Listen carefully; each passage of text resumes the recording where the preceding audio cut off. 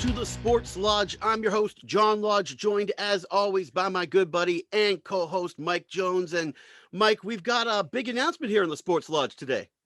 Yeah, we do, John. I would like to welcome our first sponsor, Pristine Pools. Your not one-stop shop in the Durham region area for anything you need when it comes to pool services, from liners to plumbing to safety covers. They're your number one choice in the Durham region area. Great work and great management there.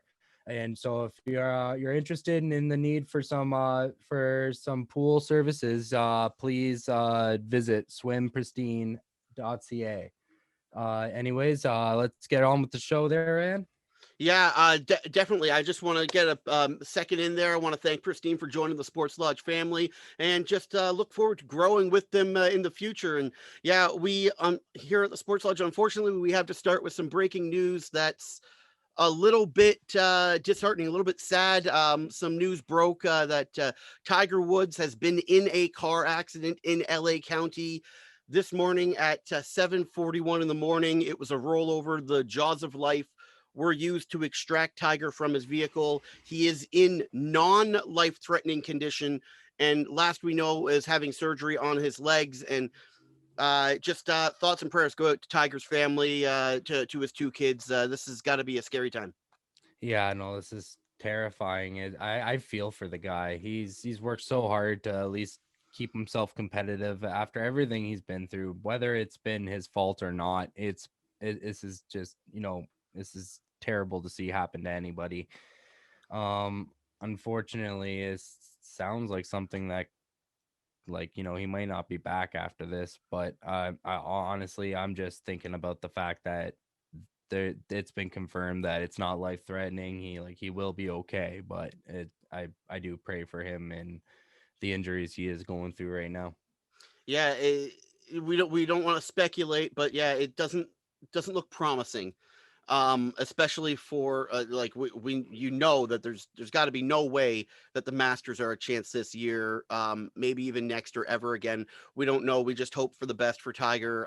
He was having back issues even before the car accident. So yeah, we're just hoping that all is well with Tiger, and hopefully we'll see him back out there on the golf course. If not, what a career indeed. All right, well, on to some a little bit more lighthearted, some crazy gambling stories that have happened over the past week. And I can't make sense of this, Mike. I really can't, and I need to bring this to the Sports Lodge fans. I need to bring this to you, and I just got to get a little bit of opinion. That a bettor in Vegas wagered $10,000 on the Washington Wizards last week to win the NBA title. Now, the Washington Wizards, as I look up their record, are not a very good team in the Eastern Conference. They've struggled this year, and it was such an astronomical or such astronomical odds that the $10,000 wager is going to pay out $5 million.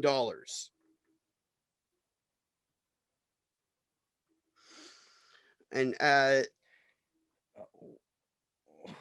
What?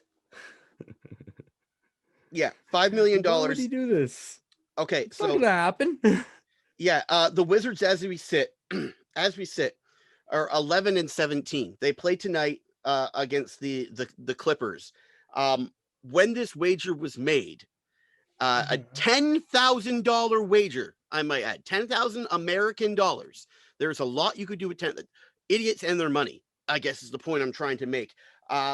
Before this bet was made, the Wizards were 8-17, and we're a week away from being 6-17. A 6-17 team. You're sitting at home and you're like, you know what I think's going to happen to the 6-17 team? They're going to go on a tear and win the NBA title, and I'm going to bet $10,000. That's half a down payment on a house. 10 grand. 25 grand will get you a decent down payment on a house, and you just throw that away. What house? Hey, You man, don't have $250,000 houses around this area, man. I'm talking about living out in the sticks, okay? I don't need the city.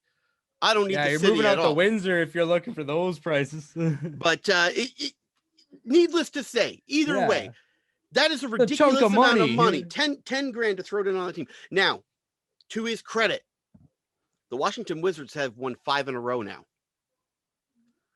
And Still not three winning the championship. and 3 in a row since he made the bet. So he's still probably feeling pretty good about himself, right? I just want to know, someone better put this guy on some sort of watch, because some sort of maybe binge drinking watch, because the second that this starts to go south again, he's going to be really upset that he threw that 10 grand down, because that's stupid, right? I mean, you could easily double your money betting for the Clippers to win the NBA championship and have a better chance at cashing that ticket. Oh yeah. Oh yeah, 100%. I don't know what he was thinking. Like, was he like jumping on the Westbrook train or something like that when he thought about that or something? Because it's not gonna happen. Yeah, no, and Bradley Beal and Russell Westbrook, as good as they are individually, they're not enough to raise the water level of that team to an NBA No, championship. nowhere near. Let alone, or sorry, I don't think they'd make the playoffs, let alone win an NBA championship, right? And I think maybe what this better was thinking is he was looking at the dog crap Eastern Conference, and how bad it is. I mean, honestly, it's like night and day. You look at the West, and there are like 9 teams over 500, and you look at the East, and there are 3 or 4. So Yeah. it's just it's night and day when you look at those two conferences. So maybe he was looking at that and assuming that Washington was going to be able to get through the Eastern Conference and be able to at least make a playoff appearance. But then you have to, in the end, go up against a Western Conference juggernaut. And I'm sorry, even if Washington got all the way somehow magically to the NBA Finals, there's no way they're beating anybody in the West. Just not going to happen, ladies and gentlemen.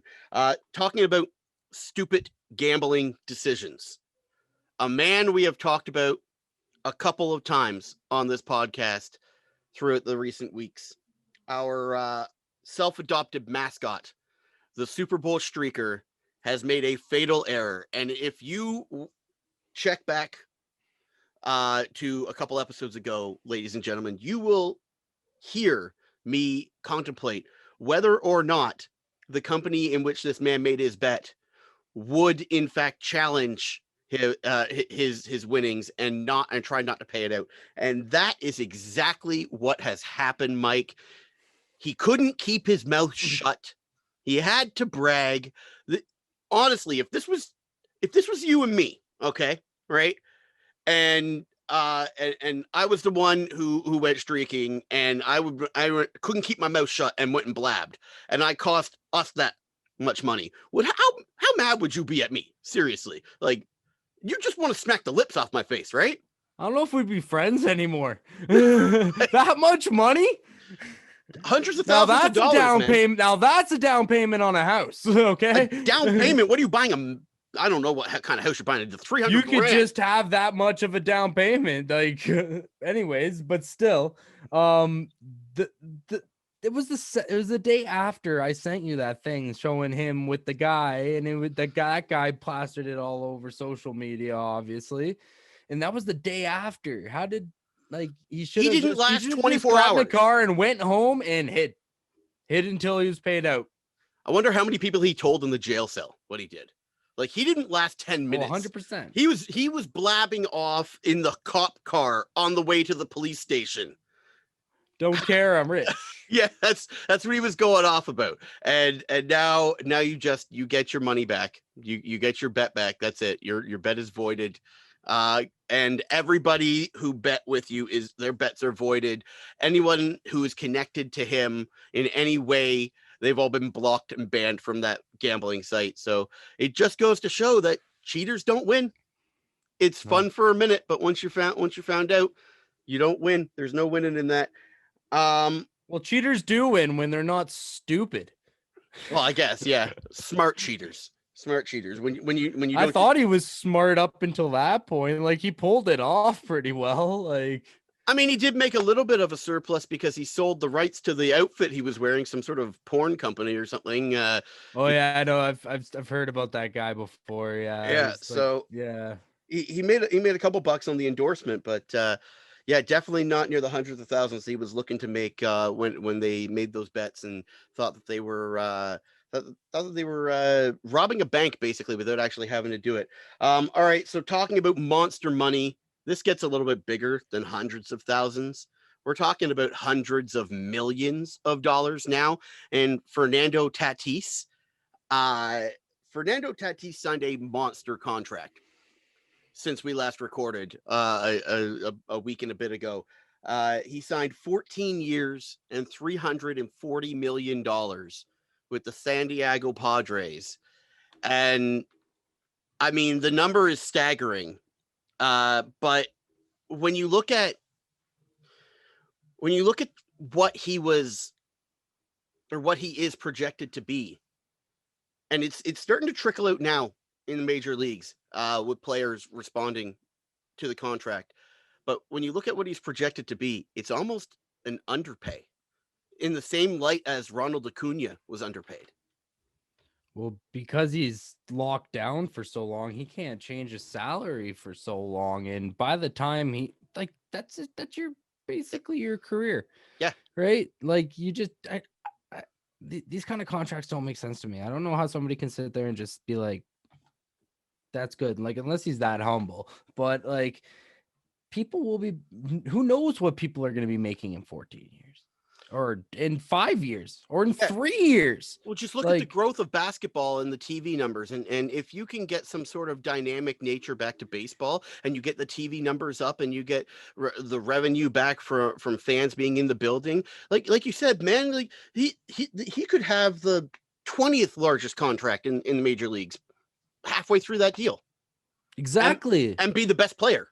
Oh my God. At his age, I wouldn't have taken anything more than a 3. A Maybe 3 would have been a long time because, like, seriously, 1 year could at his age and the way he's developing, like he's 22 years old. He's gonna be like 36 when this is over. even if you want to be nice to the team, 5-6 years, just take your time. There's no need to jump into it, and it almost screams inexperience to me, right? Inexperience in the moment, in the situation, and a team taking advantage of that inexperience. And I know all of these players have agents, but in the end, in the long run, it is up to the player.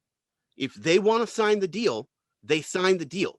The agent doesn't have a say in it, right? So I chalk this up to inexperience. I chalked Ronald Acuna's up to inexperience, and it goes to show when guys like Bo Bichette of the Toronto Blue Jays come out and say that he wouldn't have done it, and he thinks that Fernando is going to be underpaid. And so that goes to show that what you can expect as a Toronto Blue Jay with Bo Bichette, you can expect someone whose dad played in the major leagues, right? And who grew up in the major leagues, right? He's been steeped in it. He's smart. He knows, and I'm not calling Fernando Tatis stupid. It's inexperience. There's a difference, and I got more facts to go to the inexperience and more facts to go to the taking advantage of people after we get into this. But yeah, Bo Bichette, he's one of those players who just came out and he said like yeah, this was a bad contract. Well, let's hear your answer on this question. Do you think do you think that he'll be spending that entire 14 years of that contract with the Padres? Do you think there may be at one point some way of trying to get out of it? Like I feel like 14 years is way too much. Like he's not thinking ahead enough. I don't know if there's an opt-out clause in the contract. But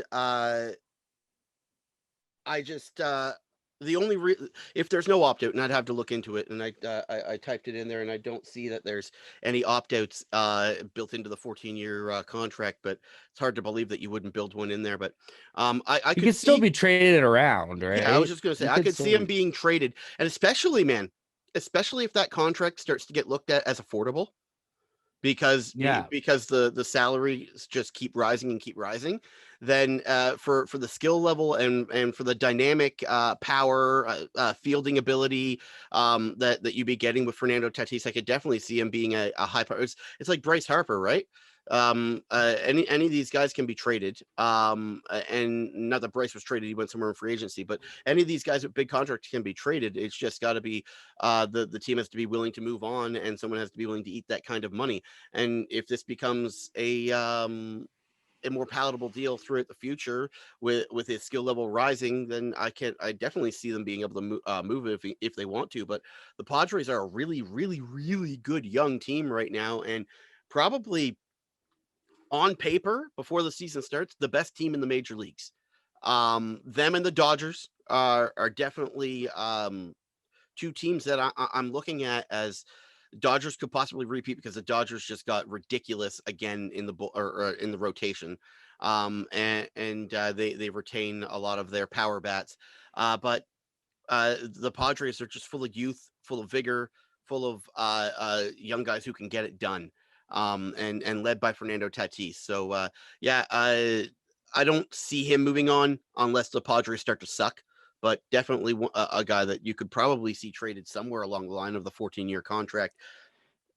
Yeah, you don't see any team sit there and have a consistent like straight 14 years with the same core, right?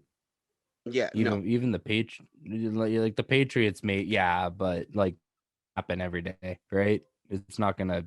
I don't see him. I could see him being there for a majority of it, but not the whole thing. it'll be definitely something that'll be watched as time goes on. And baseball, I guess, is the sport where the guys do stay for these long contracts. And basketball and hockey have gotten rid of them because, thank God, we like to see movement. We like to see the league rebalance itself out as often as possible. So I'm definitely a proponent for a max on contracts. I don't want to see this, man. I would love for it to be a maximum 5-year contract. And that way everything like the team, say the price of contracts levels out and goes down because something economically happens, then the team has the ability to save its ass. Or the opposite happens and the salaries go through the roof, the player has the ability to not be taken advantage of in ways that they shouldn't be taking advantage of in, right? There's just so many benefits to maximum 5-year contracts. I'm not going to get into it all, but I would definitely love to see it come to the major leagues as well. Something that I don't know if I'm a fan of. I've sat on this for a little bit. Have you ever heard of Big League Advance, Mike? Not till the past week. All right, so me neither. And I only learned about it It's because of basically Western Union for professional baseball players, though. That's what I've gotten from it. it's weird is what I've gotten from it, but I didn't know about it until the Tatis deal because cha-ching cha-ching, uh, Big League Advance cashed in on that big league deal by Fernando Tatis. So to fill our loyal listeners in, Big League Advance is a company that will provide you an advance on funds against your future possible major league contract, so that you can live life a little bit more comfortably because we all know that the salaries in minor league baseball are absolute dog shit. They get paid sometimes like 10 grand a year depending on who you are and how the team does. So yeah, I can understand why players need this, but it almost feels like taking advantage of a player again. Big League Advance will offer you, depending on how they value you and your skills, they offer you a certain amount of dollars per percentage points, up to 10% of your future major league contract. Fernando Tatis, it is not exactly known how much percentage he took. It's estimated to be an 8% against the total of his major league contract. So when Fernando Tatis signed $340 million, automatically. So first of all, he's in California, so the state tax takes like a A lot of lot. that. A hundred and something million of that is gone to tax. And now another $27 million of that contract is gone to Big League Advance. So automatically, by signing this 14-year deal, not only did he kind of screw himself in not being able to escalate his pay over the years as his talent increases. But he screwed himself in the fact that he's got to pay more in tax and more to big league advance. Just makes the deal look more and more like a mistake. And looks like I want to know who this guy's agent was. Yeah, I mean the big league advance stuff. That's been before that. yeah, That's his own personal choice, and that's understandable. A lot of players do it, but they don't do it and then sign a 14-year deal before paying it off. yeah. It's definitely something that that makes you shake your head and speaks to inexperience once again. You sign Um, 3 years, it's not even a fraction of that money. yeah, Like, yeah, not definitely not. And it's like I don't want to. I don't want to just poo-poo big league advance because what they're doing is it's a smart business model. It really is. And it's not like they're going after minor leaguers if they don't make the majors. If you don't make the majors, you're fine. You don't have to pay a penny back. So it's like a hedge fund sort of a they probably situation. only give you like $100,000 or $200,000 just so you can live comfortably, not have to worry about rent and stuff like that, and just be good. Like, you don't get paid that much, but you have to pay back millions if you make millions. That's exactly it, right? That and it has happened in the major leagues where a catcher and I can't remember his name, but if you go ahead and do a little bit of research into big league advance, it comes up a catcher did make it to the major leagues. He was a journeyman catcher, did not make a lot of money, and ended up having to pay a hefty sum back to big league advance. He tried to take them to court and it did not work out in his favor. So it's just one of those things where you chalk it up to experience, and I get that it's a hard life, and you want to have a certain comfort level, but just goes to show, man. These guys can be taken advantage of very easily as they grow up into the system. And a lot of these Dominican-born players, they're really, really, really young when they're signed, right? And they offer them Well, they like start when they're like 14. They go to these like academies and stuff they all have set up down there, right? Every yeah, team has one basically. yeah, and the Dominican League, right? So it's The majority of the kids that go to those don't even ever see the MLB at all or minor league baseball at all, but like that's where they find them all. yeah, and they pay them pennies on the dollar. They do. It's one of those things where representation is important, and yeah, to not. I don't want to get too dark and too deep into it, but yeah, uh, they would benefit from like the situation would benefit from a little bit more of experience, a little bit more of an experienced opinion, and unfortunately, that's not what happened. And he still gets 340. Well, he still signed a $340 million contract. Not that he gets that, but yeah. Um, the biggest pill though is that tax. That's a disgusting amount of money to have to pay to the government right away. Is over $100 million of that 340 has gone out the window.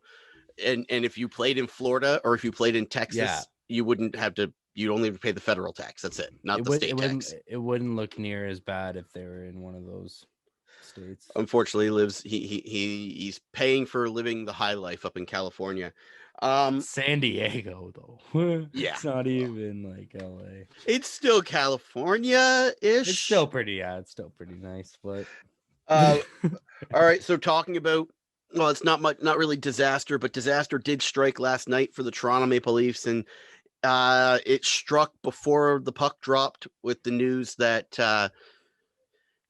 Jake Muzzin and Tony, Joe Thornton and Zach Hyman, and most notably our boy don't Freddie even Anderson don't even were say his out with name. injury. It's one of those things where before the season started, Michael, we Nope. were talking, we were like, why the heck do the Leafs have so many goalies under contract? There's no way in hell that they're going to need a guy like Michael Hutchison. Why Don't would say they his sign name. him? He is not my goaltender. Man, I just it astounds me that we found ourselves at this point. We found ourselves Frederick Anderson, Jack Campbell, Aaron Dell, Michael Hutchison. And we're talking about Michael Hutchison as the starter for at least a week for the Toronto Maple Leafs. I'd rather give Joseph Wall his opportunity for a debut than put that guy in. I'm just so frustrated. Like it we were down guys last night, okay? We were also due. We've been due for a stretch like this. And honestly, if this is a bad stretch, I'm happy with that. We're not winning consistent games, so we're not losing consistent games, but like we're due to have some losses, and I blame Hutch for a lot of it last night. Yeah. The only one I I blame. can't like he's not, he doesn't look any better. He doesn't look like he should be in an NHL net right now. Like I can't no give I get, I'm getting emotional about this now. I hate him. He is, like I said, he is not my goaltender. I don't care. I don't I hate him. Yeah, Hate him. he plays really small. I said that before. Yep. He shrinks in, and he gets low in his butterfly, and there's like so much of the top of the net is available, and the sides of the net are available, and on top of that he has absolutely horrible rebound control. Horrible rebound control. Like that's the biggest point of contention for me. I'll give him a mulligan on the first goal. Deflected by John Tavares, goes through the pads, empty netter for Sam Bennett. I'll give you a mulligan on that one. But the other ones, it hit his body, hit his pads, and it shoots right back out to the Calgary player majority of the times. Zero rebound control, zero absorption. It's shocking to see the differences between Frederik Andersen and a guy like Hutchison. We're used, like we go from Freddie to Jack, and it's just like, okay, there might be a little bit of a drop off some nights. Some nights there isn't any drop off. But when you go from Freddie to Hutch, there is a massive drop off in play. It honestly reminds me of seeing Vesa Toskala play net for the Toronto Maple Leafs. Well, I bet you if Freddie was in net last night, it'd been a completely different game. I mean, Hands the down. Leafs didn't have it offensively last night. No, And you're right there. Yeah. they call him Big Save Dave. It was more like Big Luck Dave last night with all the posts, crossbars, bouncing pucks, and shots that almost went in that were stopped on the goal line for the Calgary Flames. Everything went right for Calgary in that game. Toronto lost Zach Hyman, who was the biggest loss of all the forwards out there because he drives not only his line, but he can drive the top two lines depending on where he's put. And Frederik Andersen. Those losing Andersen and Hyman, Calgary is probably looking at that going into that game and they're like, they should win this game. They should be the betting favorite to win the game without those two in the net or without those two on the ice. And understand that Toronto could be able to score any team in the National Hockey League. But when you're getting stops and you're getting the luck that the Calgary Flames were getting last night, there's just no chance for Toronto. Well, you could tell from the halfway through the second period, Mike, you could tell that things just weren't right. Passes weren't as crisp. Well, yeah. Well, on top of that too, is like there's a massive also loss on the back end with Muzzin being out too, and like I like that's not something simple that happened to him. He broke his face. His face is broken. Like it's not in one piece right now. That's like he's not gonna be back tomorrow. He might be, man. He might be. He was. Oh no, today. yeah, knowing him, he's a tough. Fishbowl. Yeah, exactly. But He's gonna come out full Buzz Lightyear. that was obviously missed that he wasn't in the lineup yesterday. And you know what? Thornton was also on a roll too. Like all four players that were out were have been significant parts of the last good run we've had, right? Yeah. I'm glad you brought up Joe because I've got an interesting question about Joe. And there's been a struggle on the second line for the Toronto Maple Leafs. We've talked about it. John Tavares has had a hard time. And William Nylander. I mean, you know what? Before I dig into William Nylander and how much I'm mad at him, I will give him a little bit of praise. I liked his game last night. He seemed to dig into the corners as much as nothing happened. He seemed to dig into those spots, get his body into the puck as small as his body is, and try and do more. And you probably got yelled at. That's probably why. Well, I mean, he did sit the final 9 minutes of the game previous. So yeah. I think that's a message sent by Coach Keefe. And yes, that's all I want from Willie. honestly, man, like we're obviously you need to score. That'll come because you've got a scoring touch. But don't just float out there like a greasy turd in the toilet. Waiting to shoot off or whatever. Like let's do some work, dig into the corners, and make the plays happen. Anyway, getting back to Joe and the second line. Do you possibly see Joe Thornton being put on the second line to try and get John Tavares going so that he can take advantage of Joe's ability to seal the puck down low and make crisp passes? I could see it. It would be something that John Tavares would need in order to be more productive. Obviously, I don't like he's used to being the star. And he's not on this team.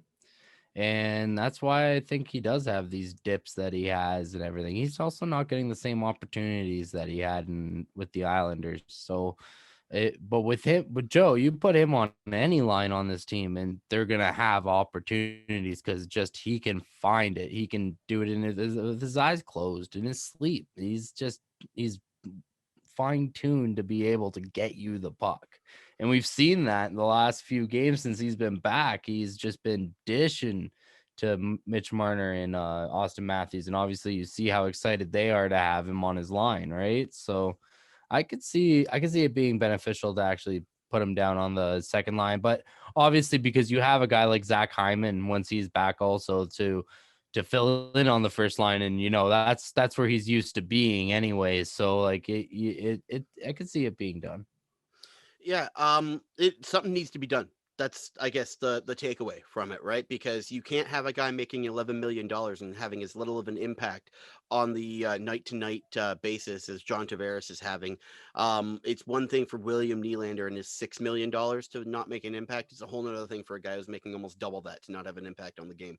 And I don't think the answer is giving him Mitch Marner, because I'm sorry, Mitch Marner and Austin Matthews have a chemistry that is unheard of, Yep. unless you're Draisaitl, McDavid, unless you're McKinnon and Landeskog, or um, uh, there are very few pairs in the NHL that have the chemistry that these guys have, and it just goes to show what a mistake Mike Babcock made when he was that adverse as putting those two together. I mean, it was brought up on Twitter that Mike Babcock was this decision away from still being the head coach of the Toronto Maple Leafs, and I will be the first to say I'm glad that he didn't make the decision, because we wouldn't have Justin Hull. Yep, that's very true. And who knows if Spezza would have been able to get any opportunity? He wouldn't have been probably re-signed this year if Babs was still in control. Yeah, it's definitely, there are a few things that, other than the Matthews Marner situation, there are a few things that have come out of Coach Keefe that have really helped the Leafs grow as an organization. And I did bring up Babcock.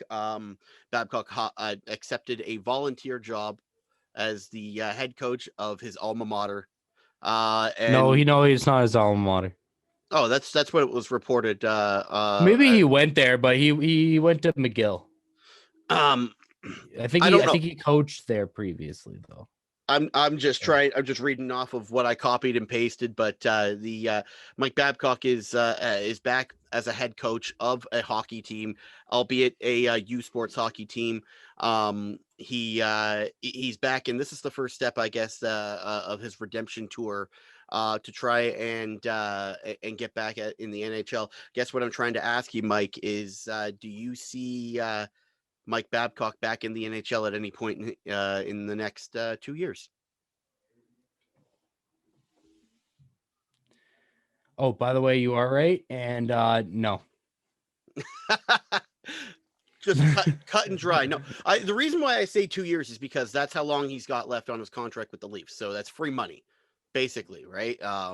And I don't think that I agree with you that he won't be back in the NHL for 2 years, but only because he's still getting paid his Toronto Maple Leafs money. Now, mind you, I, it was a front-loaded contract, so it's not like he's making like $6 or $7 million a year to sit at home. I think it's $2 million a year to sit at home. So if a team does come in with a decent contract to sign Mike Babcock, then he could be back in the next 2 years. But I do see him back in the NHL, Michael. I really do. I think that he's going to parlay the Saskatchewan deal into something. Maybe it's the AHL, maybe it's something else, but he's going to be back. He's going to do what he has to do. NBC was not it for him. He's going to do what he has to do to get back in the game. He's too good of a coach. And I'm just going to be honest here. I'm going to be honest here, man. What he did to Mitch Marner, albeit a sleazy thing, was commonplace in the 80s and 90s, early 2000s.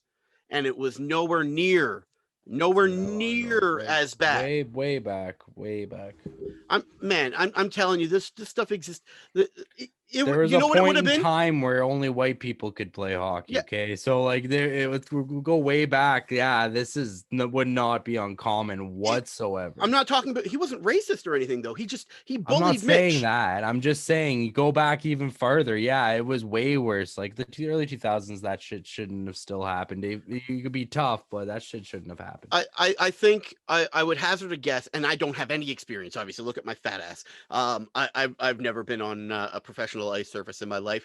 But I would hazard a guess as to say that a coach has done that tactic as late as the early 2000s, and the response was probably just, "Oh, guess who's buying drinks tonight?" It wasn't like a big deal. And in today's society, it's a big deal. Understand, we have to grow. We have to grow as people, as a society. And now Mike Babcock knows.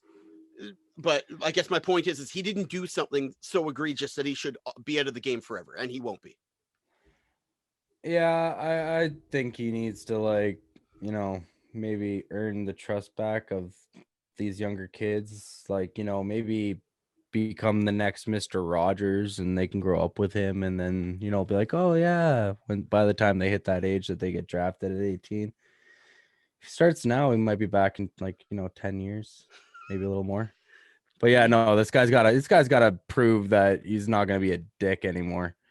Like I wouldn't.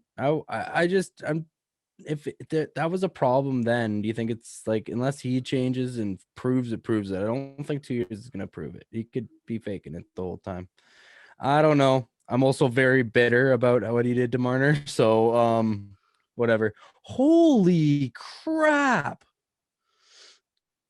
This guy, wait a second. This guy scored, what is that? 172 points in 49 games playing professionally in the United Kingdom in 1987.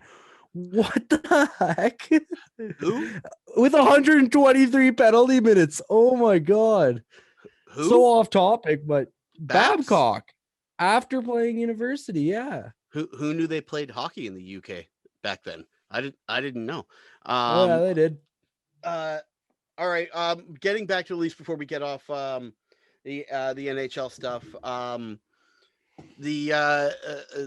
The Nylander talk about him being traded has heated up since he's played poorly this last little stretch. And people are wondering, or at least people I've been talking to are wondering what you could get for Marner, who they're going to bring in, what big name is it going to be. And Mike, I don't know about you, but I know that Frederik Andersen and Zach Hyman are both free agents at the end of the year. We've talked about this. We've talked about the Leafs needing to re-sign them and what the numbers would look like and the possibility of being able to lock them both down. I am of the mind that if William Nylander gets traded, I think you try to trade him for an expiring contract and get some value, some other draft capital value, and save that money and give it to the two guys that matter the most. I understand you're winning this year, so you have to get a piece from that plugs in this year that's worth it and makes you better. But I would not be going after a length for length deal here with William Nylander with the knowledge of having to sign two key pieces of your organization, and you are fooling yourself, ladies and gentlemen, if you think the Toronto Maple Leafs are not re-signing Frederik Andersen. If the Leafs were not going to re-sign Andersen, they would have signed Markstrom in the offseason. Plain and simple, they would have made it happen. They would have traded Freddie. They would have gotten it done. And that did not happen. They were not involved in those discussions. And that firmly, to me, says that the Leafs are locked in on Freddie as their goalie of the future.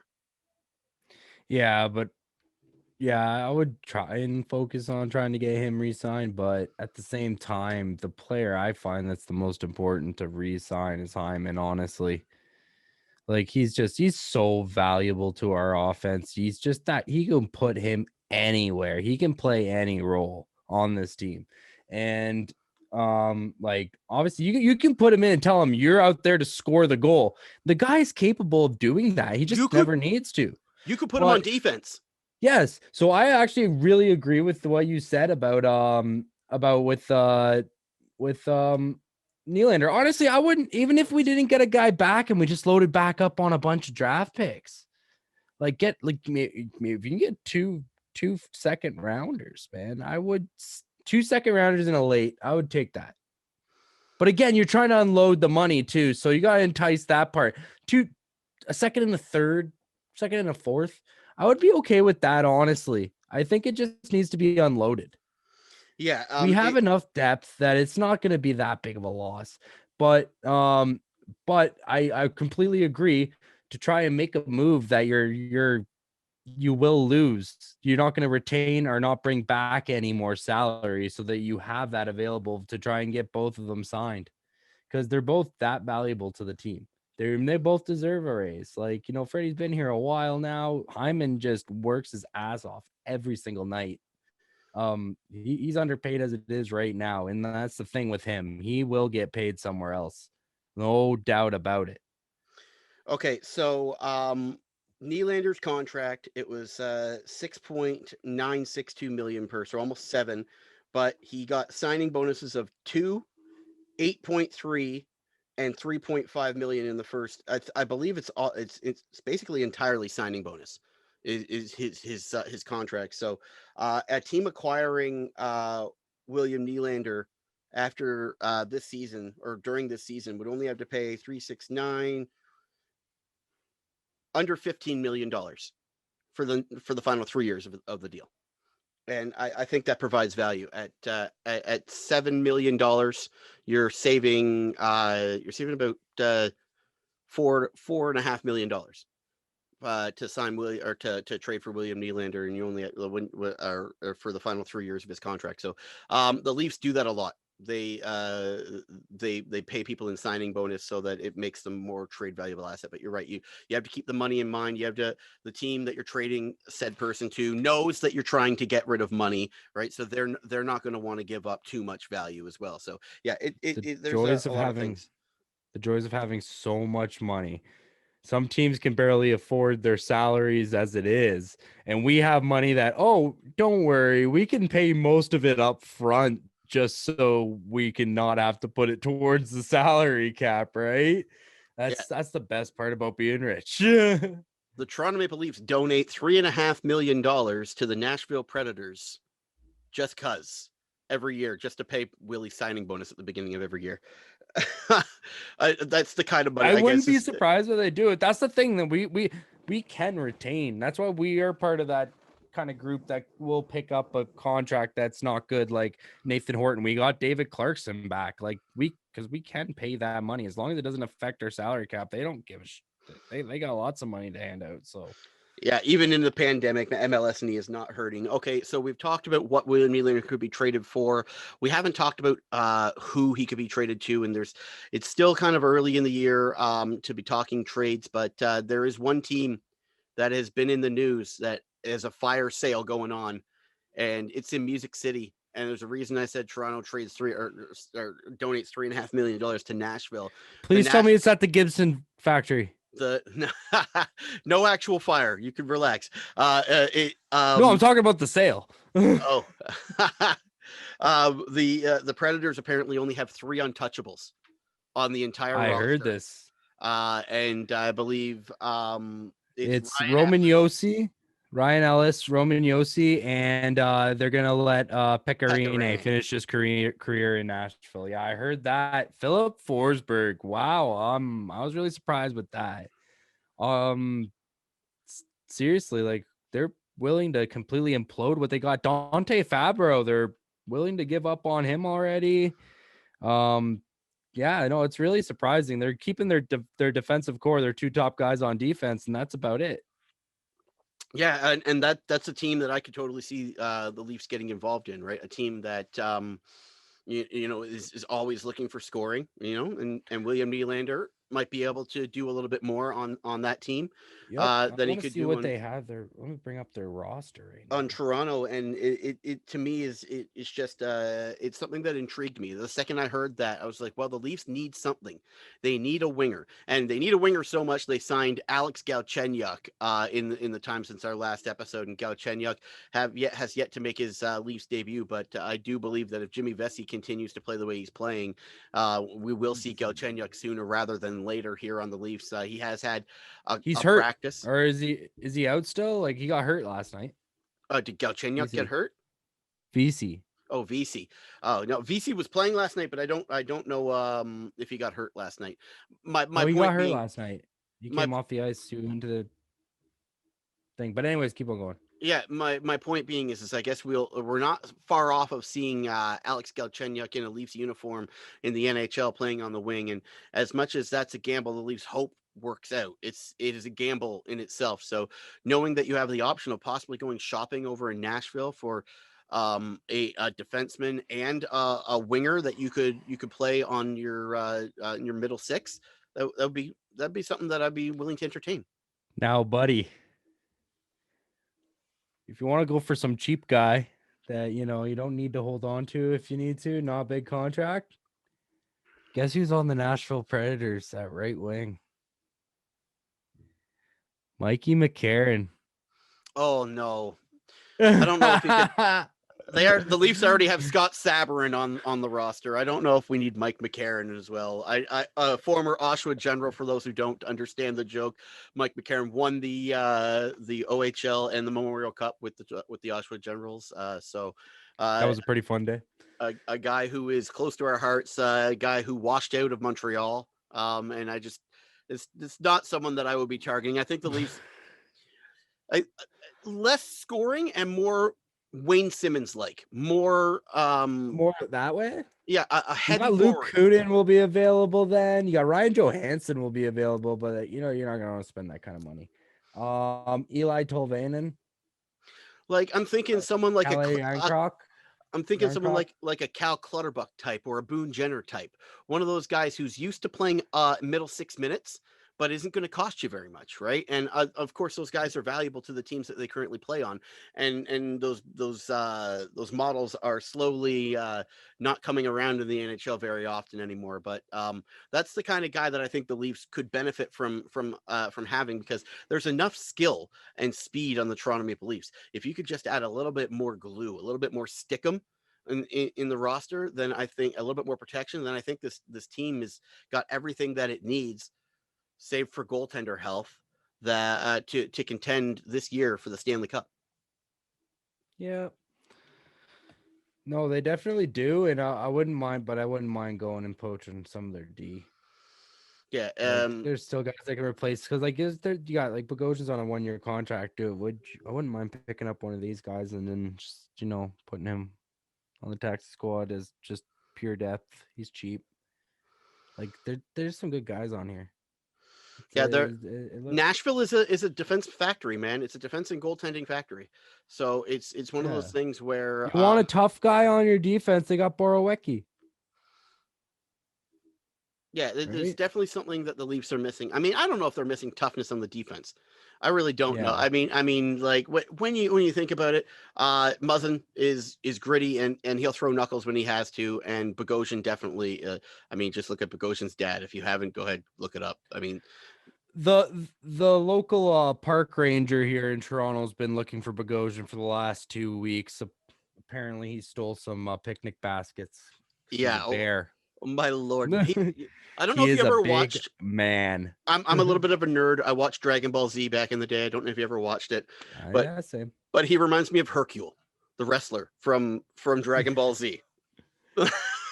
With all the and then the big fro on top, and it's just, that's what Bogosian's dad reminded me of, and we all know, all us Dragon Ball Z fans know exactly what Hercule was able to do. All right, before we get out of hockey, there was an outdoor game that we've got to talk about, and who knew that playing an outdoor game in California at the end of winter was a bad idea, right? Who knew? The Sierra Nevadas. It's not like the coastal California. Dude, Dude, there were people canoeing in the lake while they were playing. If it is canoe weather, it is not outdoor hockey weather. It is not. It was perfectly fine. They just didn't On the expect the sun to be beaten down that day yeah, the way it was. yeah, and the referee Their stupidity was in using the logos. They were all dark. They were all like black, and that was attracting the heat like crazy. There was no way that ice was going to keep up with that sun. They were expecting to be overcast skies that day. That was the whole plan. point is it's a warm area. If they've played in at Dodger Stadium before, they've played in the Bay Area. How is this any it's the end of February? That's the difference. They played it January 1st. They played January 1st. Right. That is the dead of winter. It will be colder then. But that's down on the coast. This is up in the mountains. It wasn't that bad. It's just because the logos screwed that up. The logos screwed that up because no matter as long as the sun's out, doesn't matter how cold it is. You got big black logos on the ice. They're going to attract every little bit of that heat. I'm not saying you're wrong. I'm just saying that if it was in Michigan, there wouldn't be no sun to attract. I love the Lake Tahoe idea. I think it's great. The scenery looked awesome. They should have not started that game with the sun beaten down like that. They had a plan around that. The game should be later evening. You could still, it'll be cool down enough as the sun's setting and you'll still have great scenery. Trust me, at least for most of the game. Middle of the day was their mistake they made there. And I mean, as I lose my train of thought, I firmly believe that they trucked in all of that snow around there. They took it snowed where they were the day of, but it did not snow enough accumulation to have that much snow around the ice surface and whatnot. And then when you look at players who were near the beach and other photos that were away from the rink, there was barely any snow on the ground. But when you watch the hockey game, there was like a foot of snow around the ice surface. And so I firmly believe they literally grabbed every bit of snow that fell on the ground in that area and pushed it all towards the rink to set the scene.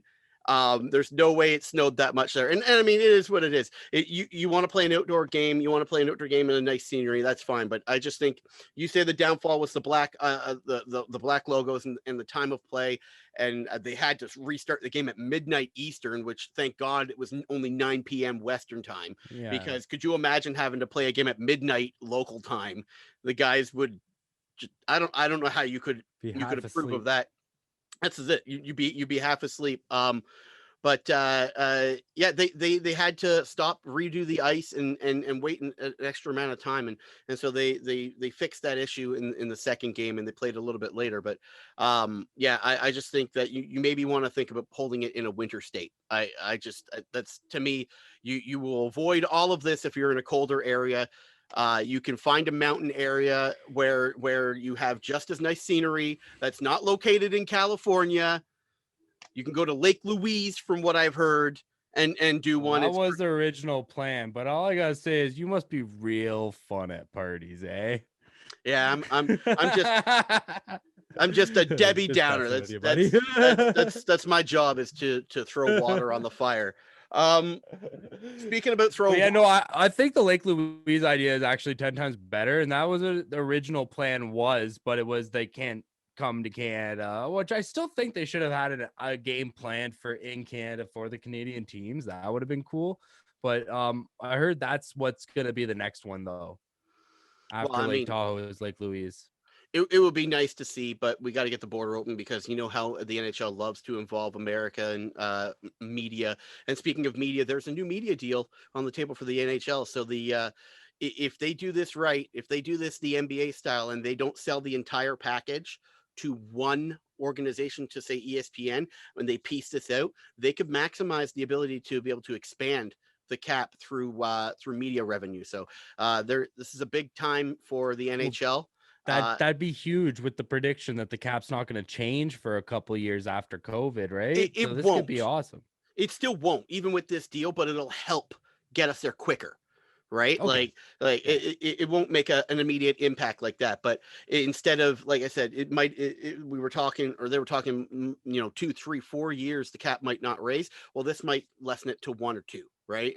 Okay. And then help the teams recuperate. So hope the NHL does the right thing and maximizes their ability with this contract. And talking about maximizing ability, we talked about Lake Tahoe. We got to talk about the hockey that happened at Lake Tahoe, and the Bruins are legit, huh? You're just nothing. You just don't want to. Yeah, yeah. Okay. Every year I have to say it because it's true, but I hate to say it. Yeah, they're good again. We good. Yeah, I mean it's one of those It's things not where new. It's not like it's breaking news. It's not like you should be surprised. no, but what's scary is they're Toronto's boogeyman. Right? The Boston Bruins are Toronto's boogeyman, and the Boston Bruins are really, really good. I And don't in need this this year, negativity in my life right now, man. in this year, this could happen. You could have two teams from the same conference in the Stanley Cup final. There are no conferences. There are divisions. I've looked up how it goes. It goes by wins and losses. It gets reseeded in the conference I finals. thought that was just within your division. I thought you stayed No, within your division until one the conference final. you do, and then at the And conference then your finals, conference the final, you final still four place East teams. West. Yeah. No, the final four teams are slotted 1, 2, 3, 4. One place 4, two place 3 in the NHL rankings. One, Leafs two, keep three, it up four. in that. Leafs keep it up and they make it. Then they're in good shape. So, Yeah. but my point here is in this year, it could happen where Toronto faces Boston in the Stanley Cup final. Is that something that makes you want to go put on a pair of Depends? Why do you have to bring these things up? No, I don't want to see it. God, just ruined the whole season for me right now. I was just about to be happy that we didn't have to play them in the playoffs. Yeah, and it's something that shocked me because you added me to your hockey group, and there was a post, Yeah. and someone said that the Bruins could face the Habs, and then it was poo pooed by the entire group until I did a little bit of research into it, and found out that it is actually possible. Yes, for the Habs to face the Bruins, the Habs would have to be a better team than they are right now, in order to get to the Stanley Cup final. But The Habs I aren't guess going to make it. the point of the point I'm trying to make here is that we could have a very interesting Stanley Cup final for the first time. I mean, could you imagine? I know it's not possible for Toronto and Montreal to face off in the Stanley Cup final because they're in the same division. But Yeah. could you imagine having a matchup like that in the Stanley Cup final? Like you said, you wouldn't want to have Boston Toronto, but I mean, just just the storylines that come along with that, right? This Toronto team is different. That Boston team is different. They're both really good, and I could just like the stories write themselves. Yeah. Was it? Ay, ay, ay. What you looking up? I'm just reassuring what you found. Oh, This just is like, oh my god. yeah. No, I told you. I told you, I man. just no. It's just like I don't want to get that far just to have to go through it again.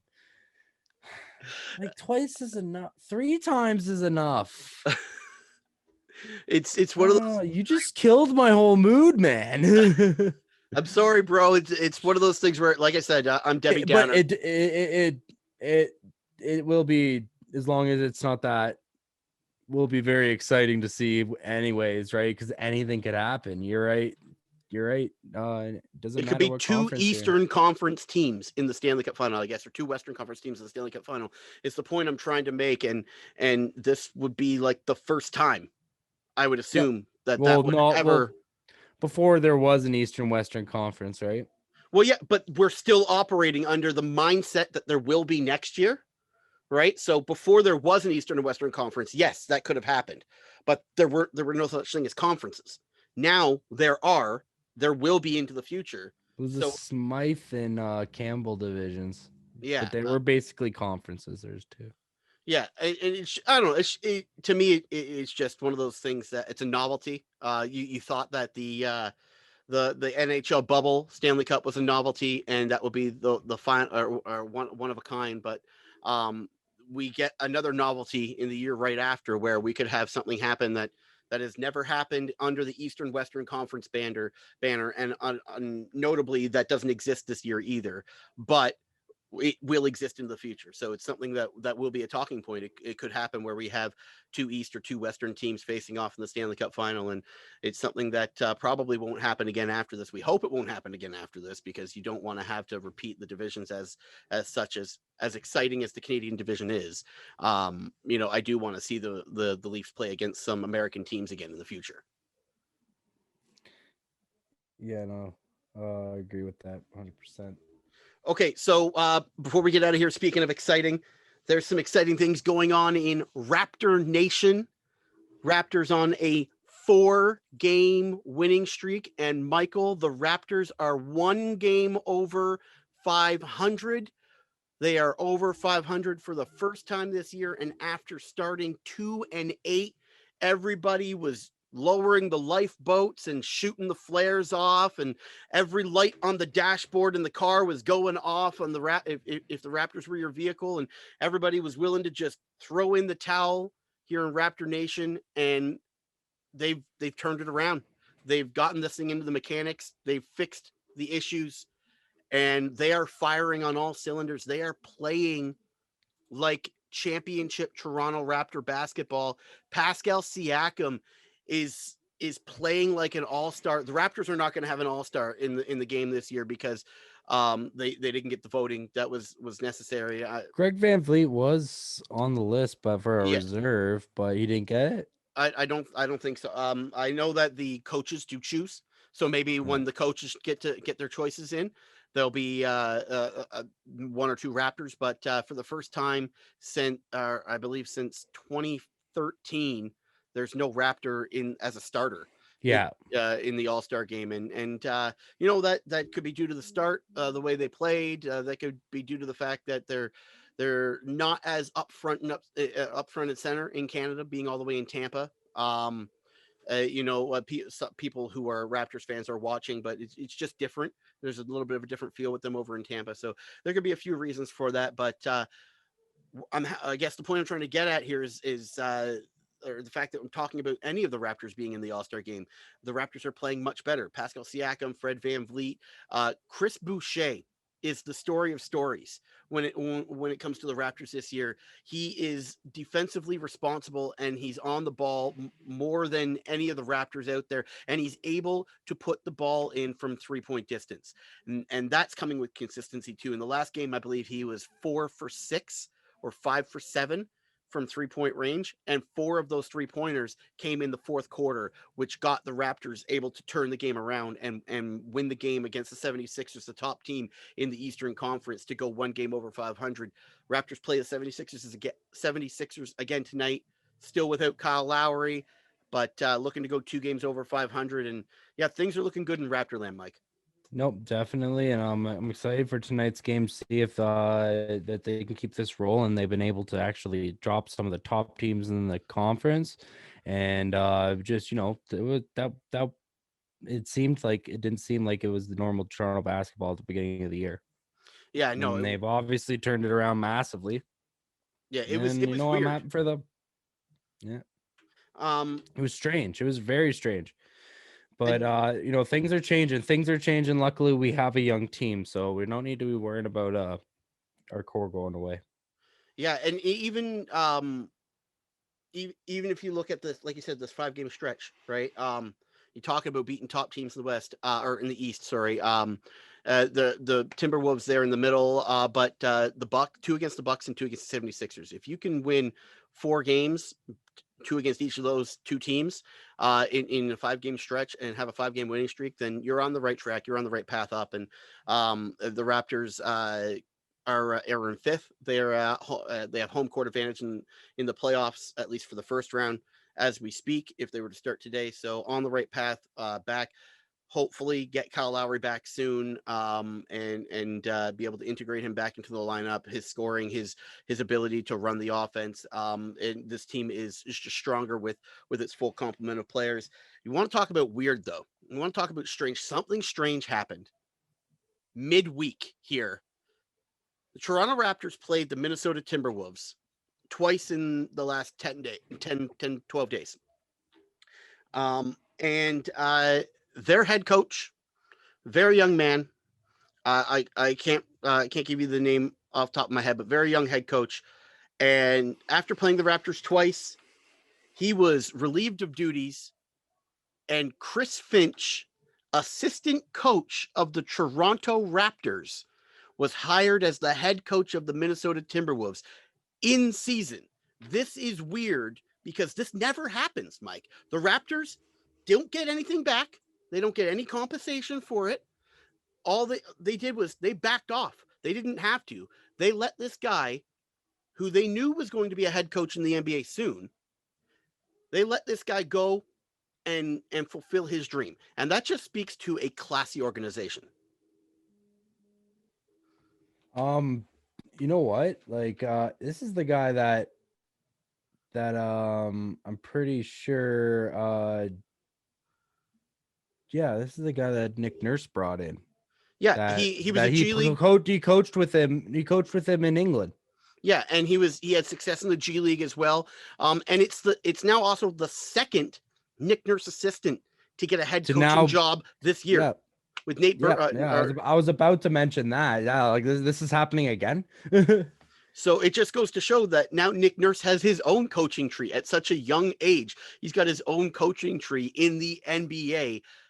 It's nice to see that an organization so well run as the Raptors has its fingers out into the NBA. And you know that all that can do, that can sing the praises of the organization to everybody, right? So that there's no longer this distinction of the Northern outpost, right? It's just another team within the NBA. It raises the profile of the Raptors. To have so many of their head coaches or assistant coaches employed as head coaches, it just goes to show that it's a good organization to grow and to build with, right? So, just wanted to finish the show on a good note. We want to wish Chris Finch nothing but good luck and success in the future, except for when you play the Raptors, because we're going to beat you. I want to thank everybody for listening, for watching. I want to thank Pristine Pools once again for joining us as a sponsor of the Sports Lodge. Make sure you check them out. And make sure you like, subscribe, follow, comment. Let us know what you want, what you like, what you don't like. We're going to be back here again in a few days. We'll let you know what's going on in Leafland, what's going on in Raptorland, and what's going on overall in the sports landscape. Hopefully we have an update on Tiger Woods' status, and hopefully it's a good one. I want to thank Mike again for joining me this week. And like I said, everyone, thank you for listening. This has been the Sports Lodge. I'm John Lodge. That's Mike Jones. We're out of here. Peace.